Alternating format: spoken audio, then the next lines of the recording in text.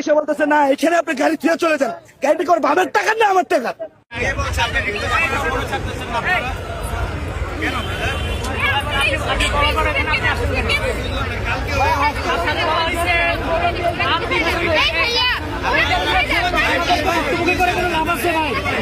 আমাদেরকে হ্যারাসমেন্ট করে কোনো লাভ আছে আপনাদের বলেন?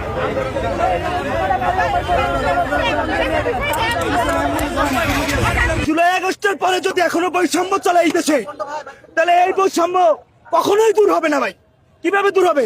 যদি এই ছাত্র আন্দোলনের মাধ্যমে যদি এই বৈষম্য দূর হয়, তাহলে আগে ছাত্রদের পরিবর্তন করতে হবে, তাদের মন পরিবর্তন করতে হবে, তাদের নৈতিকতা থাকতে হবে, বিবেক থাকতে হবে। কিন্তু এখানে একটা ছাত্র আমি মনে করি বিবেক দিয়ে কাজ করে না ভাই।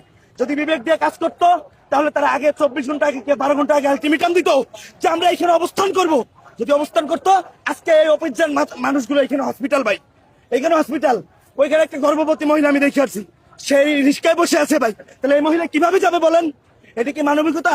এটা কি স্টুডেন্টের শিক্ষা ভাই? তোমার অধিকার তুমি নাও ভাই, কোনো সমস্যা নাই, কিন্তু এইভাবে নিতে পারো না তুমি।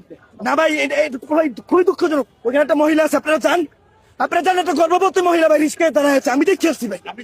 তো এটা তো হতে পারে না ভাই। আমি যাবো হসপিটালে ভাই, আমি হসপিটাল আমি বলছি যে ভাই আমি হসপিটালে যাব, আমার বোন দাঁড়ায় আছে আর আমার ভাই দাঁড়ায় আছে, আমার যেতে হবে, আমার ভাই অসুস্থ, যেতে হবে। কিন্তু এখানে কেউ এরকম কোনো রেসপন্স দিল না।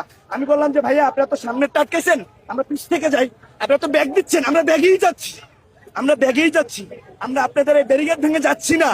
ও এসে বলতেছে না এখানে আপনি গাড়ি থুয়ে চলে যান, গাড়িটা করে বাবার টাকার না আমার টাকা। হ্যাঁ, এই দেশ কি ওয়ান না আমার? এই দেশ কারো না, সবার। যদি সবার হয় তাহলে সবার সমান অধিকার হবে, কোনো বৈষম্য থাকবে না। কিন্তু স্টুডেন্ট বৈষম্য তৈরি করতেছে।